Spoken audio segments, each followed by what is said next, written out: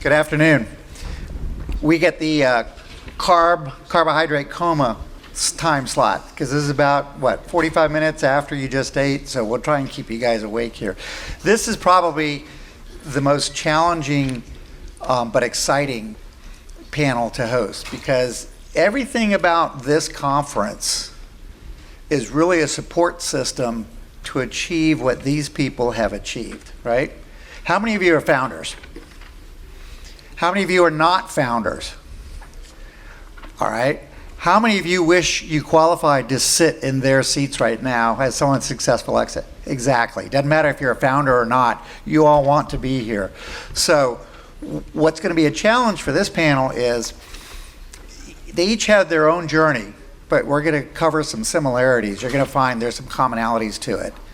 And the challenge that I challenge this panel to do is to abstract it from the particulars of your company, because this is more about your journey as an individual, a founder through that. And you may need to answer it in the context of your company. But what we really want to know is what was the thought process, what were the aha moments, what were the critical things that enabled you to have a successful exit. So let me just start with, we're going to do this kind of in the chronology of the evolution of your company to a successful exit. So the first question that I have, and we'll start with you, Lauren, if you don't mind, identifying the inflection point. So when you're looking back, what was the single most important decision or turning point that actually set you on the path to an exit? Where when you look back on it, say, that was the key crossroad. And when I made that decision, that set me down the path to my successful exit.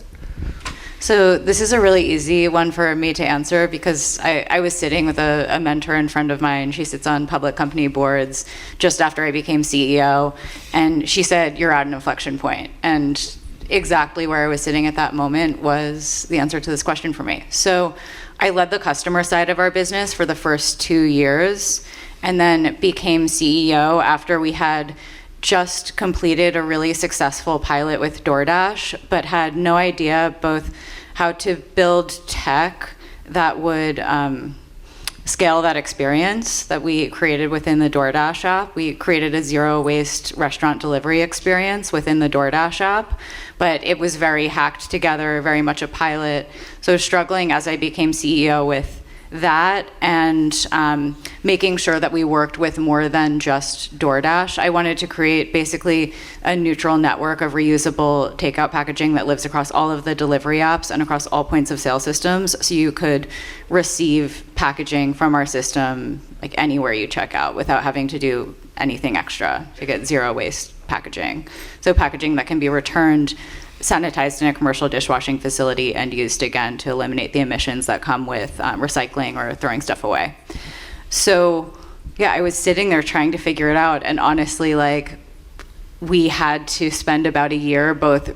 I had a aha moment as I was washing the dishes one night where I was like, oh, from a product standpoint, this is where we need to go. And I talked to my CTO and he's like, yeah, that's technically possible, let's do it. But then all of that hinged on getting DoorDash and Uber to share phone numbers through an API integration. So we needed to build a first of its kind integration in order to make this happen. And we convinced them to do that. So that ended up being a really good thing for us. Awesome. Now, Rich, you all started with humble beginnings, working at GRU as a cog in this fast-moving wheel of utility companies. And you had your inspiration and grew from there. What was your inflection point? What was that key decision or that key aha moment that set you down that path to your eventual exit? Well, I was thinking about it. I'm glad you went first because I mean, for 26 years owning a business, I can't think back of a single inflection point, but number one would be my business partner. We were 50-50 business partners. If it weren't for that one inflection point, we wouldn't have done what we did. And my business partner, Darren Cook, we're complete opposites. I highly recommend entrepreneurs to have a partner. Most people think partnerships don't succeed and aren't successful. We were 50-50 partners. That's tough. What happens when one says yes and one says no? What do you do? Well, there's a lot of different things you can do. You can have a board and help you make the decision. You can flip a coin. You can do Rochambeau. You can do a whole bunch of different things. But what we decided was that the no vote got 2 votes. Ethics, integrity, morals are all congruent with Darren and myself. And if there's some reason that he wants to do something and I don't want to do it, then we're not going to do it. He's going to keep asking questions. I'm going to keep answering these questions. So number 1 is my business partner. Number 2, when we originally started the company, we partnered with a company that provided the credit backing that we needed, and we gave away 51 or 49% of our company. I think 49% of our company. And 2 years later, this company got bought by another company. And we found a way to get out of the contract with them. That was an inflection point for us, because then we got out of the business with this other company, and we had to restart after being in three years in business, and we had to restart again with 0 customers and 0 employees. But it's the best thing that ever happened to the company, because Darren and I owned 100% of the company. When we sold 26 years later, Darren and I owned 98% of the company, and 2% was owned by some of the people that were inside of Infinite. You want to talk about a successful exit? You own 98% of your company when you exit. That's awesome. Abhi, what about you? Yeah, I wish I did a lot of what Rich said. But, to each his own. For some quick background, Fracture was a direct-to-consumer e-commerce brand. We sold your digital prints on glass. If you uploaded a photo to our website, we printed it out on glass and shipped it to you. A pretty niche application, but it's a consumer product. And our single biggest challenge was trying to figure out how to explain what we did to people. It was incredibly hard. It's a pretty novel idea, and even me explaining it to you in words, I don't think just does it justice until you actually see the product. And so in a day and age where Facebook ads were really the way direct consumer brands propelled growth, propelled marketing, we just couldn't crack that code. We did not understand how to market our product. And I distinctly remember the time, it was summer of 2016.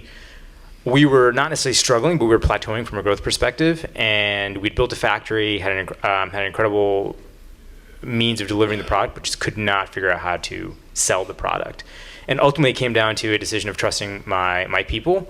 One of our marketing managers had identified a TV advertising agency, and they were phenomenal. They were just up and coming in terms of being able to, their pitch was, not only can we get you on TV, but we can tell you what's working, what channels are working, what times of the day, what days of the week, what shows, etc.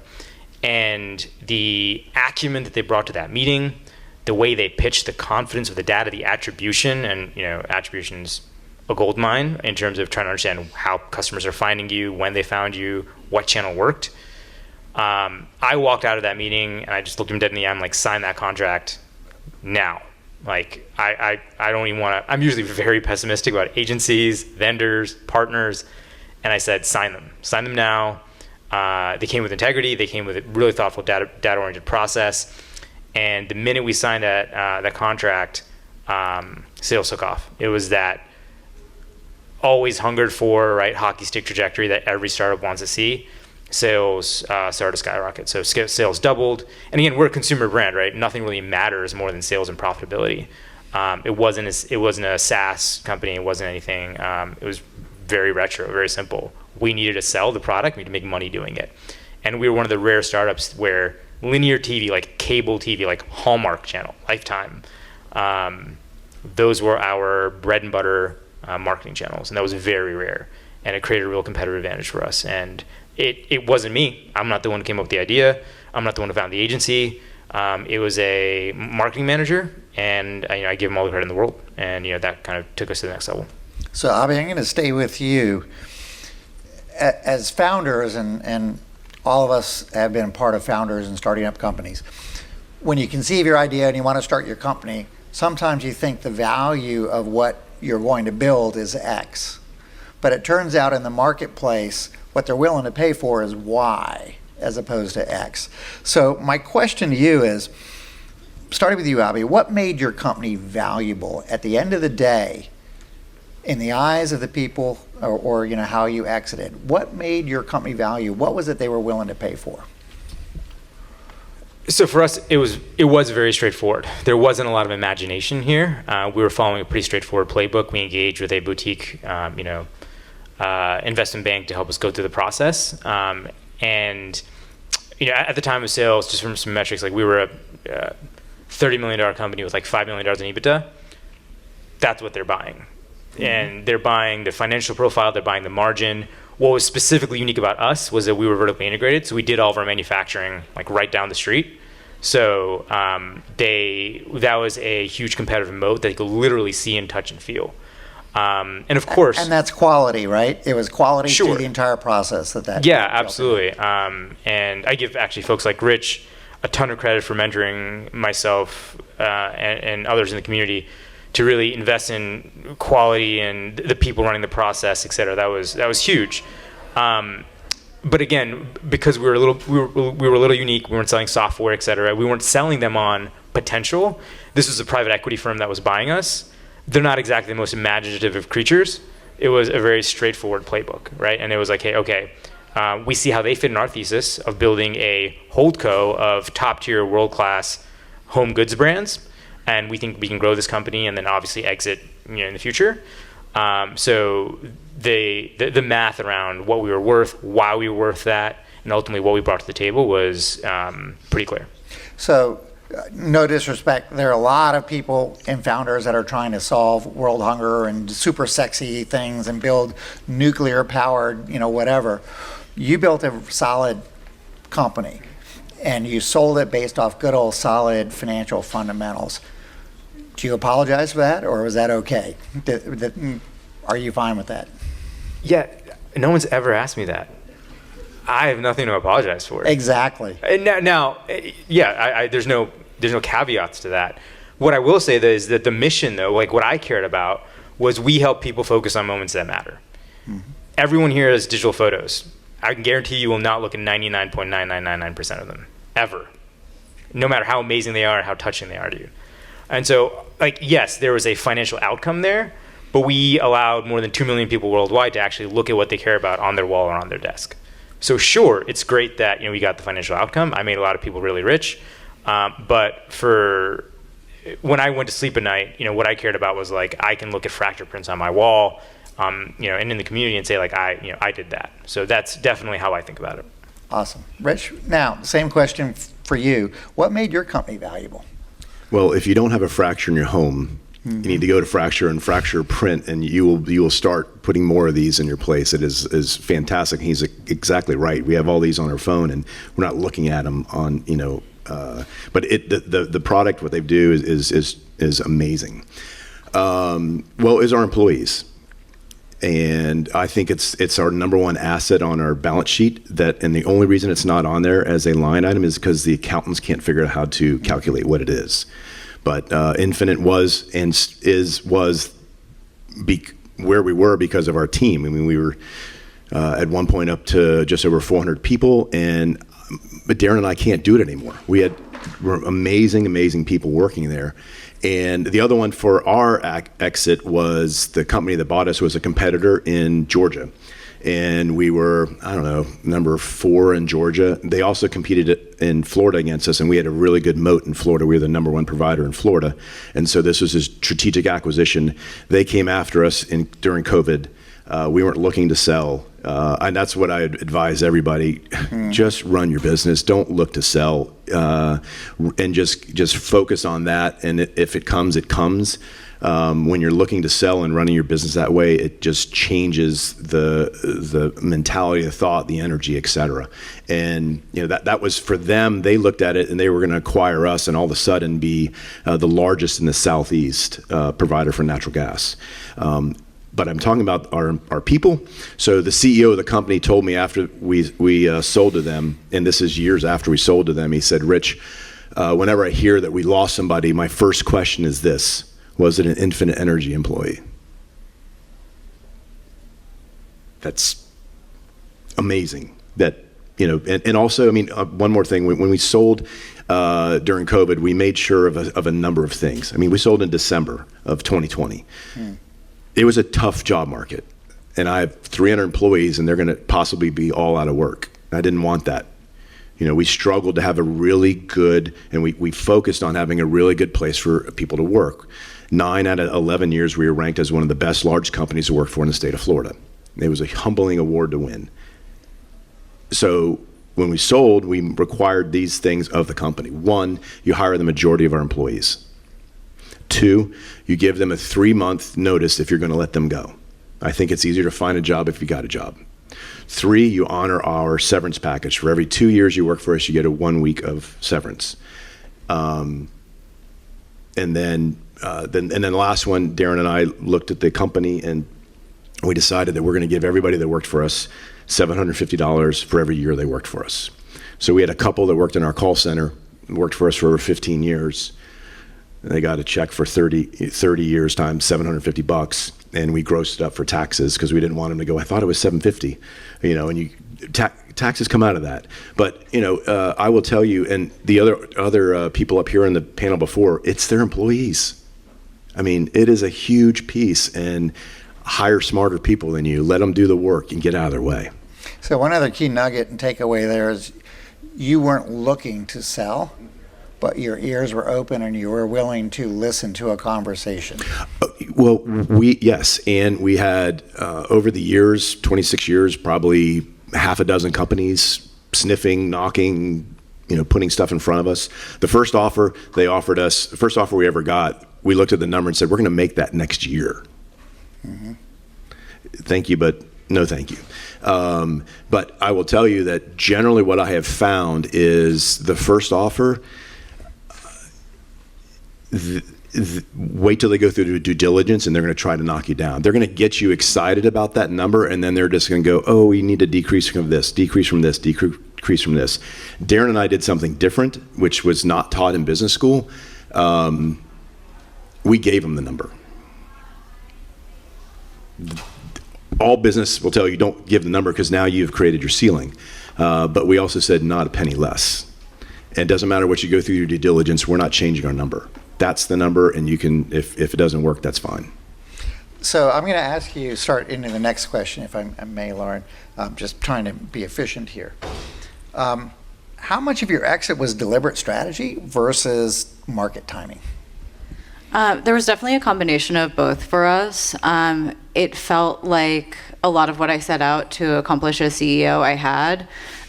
We got what I called the trifecta in my head and then like in the press, where we got all 3 major delivery apps, DoorDash, Uber Eats, and Grubhub, to integrate with us. And we also integrated with all the restaurant-facing POS systems like Toast, Square, whatever. Getting them all to a yes took a really long time. So by the time we set the Grubhub integration live, we'd already been live on the other platforms for a year, 18 months. And I knew that we would either need to raise more money or sell to an acquirer who could use what we've built to their advantage. And the company that bought us had recently kind of had this mandate come down from their board to pivot into our space. We built a really strong brand, so that was a big part of why they acquired us. And they were also struggling to win the relationships with the delivery apps. I don't think they realize that when Uber Eats says no, you go to someone else and go to someone else and go to someone else until someone says yes, because that's what we did. But that persistence is what paid off. They took notice because we made ourselves the biggest player in the market. So when their board said, you need to pivot, they said, we should go buy that company because pivoting will be a lot easier if we have that brand under our umbrella. All right, so staying with you, Lauren, and then Rich, you kind of already answered this question, so then I'll go to Avi. How do you know when to exit? When you get the offer that feels right. But yeah, for me, it was, as a founder, a matter of feeling like, from a product standpoint and from a business standpoint, I felt like I checked a lot off of my bucket list, and I felt like there was someone somewhere out there, like this acquirer, who could take what I built and do more with it than I could myself. They took all of the key members of my team and my chief of staff is really happy there now. But yeah, it was a matter of getting the right offer at the right time from a buyer who is going to run with it in directions I could have never dreamed of. Excellent. Abby, what about you? Question is, how did you know when it was the right time to exit? We were doing well enough where our board made it pretty clear that we needed to exit. That was definitely a mandate from them, which was, hey, we've kind of hit that magical threshold of performance. And candidly, our investors had been around for over a decade. And at that point, they're expecting an exit pretty reasonably quickly. Something Lauren said was absolutely true. All of that is well and good, but when I was driving the process, I definitely realized that there was a level of fracture that I simply could not reach myself with my team and with the resources. And to envision a scenario where we could leverage the team, the resources, the capital of a bigger fund was really attractive. So certainly it was a combination of personal potential awareness, self-awareness of like what I can do, what I can't do, definitely pressure and timing from the board. And Rich said something fantastic, which is like great companies are bought. Like, we put our head down, we focused. Our process to actually sell took a long time. We stopped it and restarted it a couple times. And during that whole time, the thesis, the pitch to my team was like, put your head down, keep driving. If it's meant to happen, it'll happen. But we can't be thirsty for it. Like we have to just keep driving with the right kind of mentality in mind. And did want to add one to mine. Please, The book, I think it's Blue Ocean. Well, I didn't see a blue ocean anymore in the industry I was in. We'd been doing this for almost 3 decades. I spent 5 years trying to bring electricity choice to the state of Florida, and what that would have mean is every consumer in the state of Florida would have the opportunity to choose their electric provider, which they do that in Texas, and they're saving, well, at least the guy that we were working with said the state could save $5 billion annually to do this, and I spent a lot of blood, sweat, and tears doing this. I did my best to get the entire industry to support and make this happen, because there hadn't been a state that had opened in a decade. And it didn't happen. I couldn't get the support across my competitors and in the industry, and the industry is actually shrinking. And so I didn't see this opportunity, the forward piece of this going in this retail choice happening. And I said, if it doesn't happen here, it's not happening anywhere. And the reason for that is that the local utilities in the different states have a iron grip on the politicians, legislators in each of the states. But if it's not going to grow, I mean, it is very difficult to get a customer that you have to win from somebody else and having a brand new market segment open. Like we looked at going to Japan. Japan was opening their entire country for electricity choice. That's 80 million customers.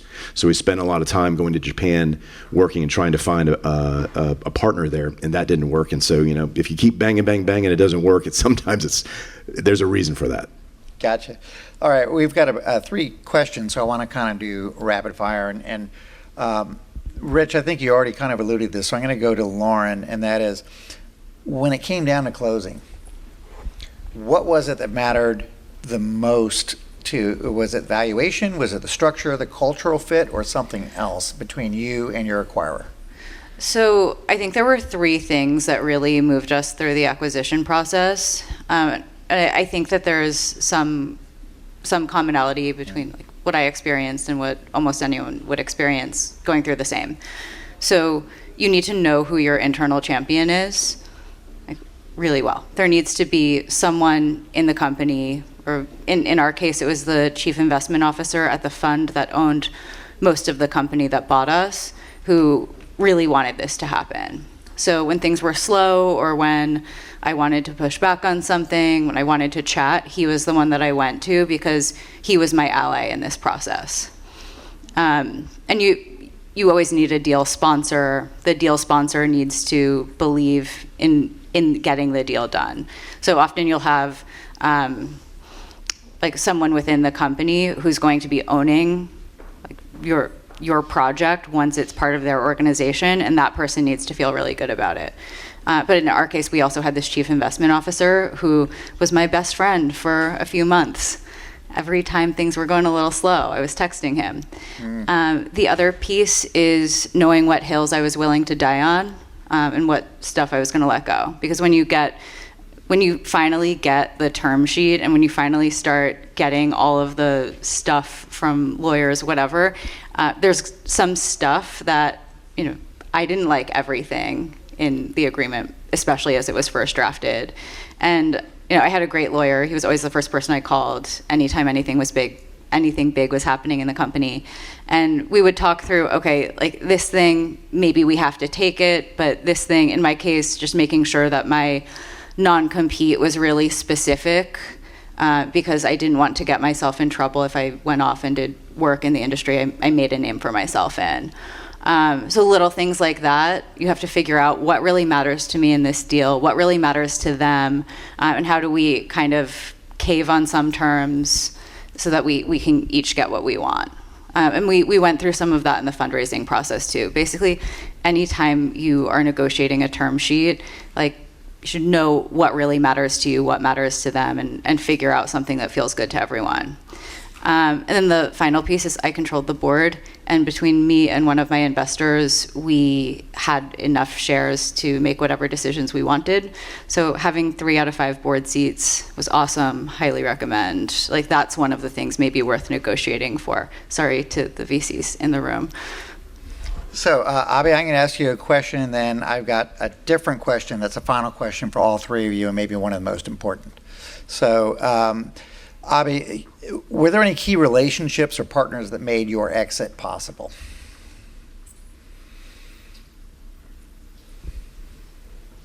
Any key relationships or partners that made the exit possible?